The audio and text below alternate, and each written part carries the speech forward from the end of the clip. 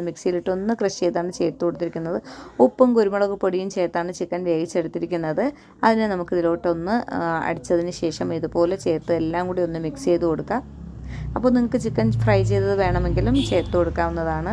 അതൊക്കെ നിങ്ങളുടെ താല്പര്യം അനുസരിച്ച് മാറ്റുകയൊക്കെ ചെയ്യാം. ചിക്കന് പകരം നമുക്ക് മുട്ട വേണമെങ്കിലും ഒന്ന് ചിക്കി ഇതിലോട്ട് ചേർത്ത് കൊടുക്കാവുന്നതാണ്. വെജിറ്റബിൾ മാത്രം വെച്ച് നമുക്കിത് ചെയ്യാവുന്നതാണ്. അപ്പോൾ ഇതെല്ലാം ഇതുപോലെ ഒന്ന് ഇളക്കി യോജിപ്പിച്ചിട്ടുണ്ട്. ഇനി നമുക്ക് കുറച്ച് മസാലപ്പൊടികളൊക്കെ ഒന്ന് ചേർത്ത് കൊടുക്കാനുണ്ട്. അപ്പോൾ എല്ലാം ചെറിയ അളവിൽ ചേർത്ത് കൊടുത്താൽ മതിയാകും.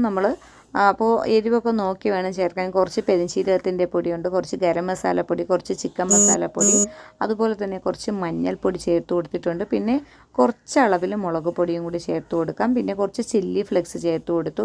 അപ്പോൾ ഇതിൻ്റെയൊക്കെ അളവ് നിങ്ങൾക്ക് എരിവ് അനുസരിച്ച് മാറ്റം കുറയ്ക്കുകയും കൂട്ടുകയും ഒക്കെ ചെയ്യാവുന്നതാണ്. വെറും ചിക്കൻ മസാലയും മുളക് പൊടിയും മഞ്ഞൾപ്പൊടിയും മാത്രമായാലും നല്ലൊരു ടേസ്റ്റാണ്. അപ്പോൾ ഇത് ഇത്രയും ചേർക്കുകയാണെങ്കിൽ ഈ മസാല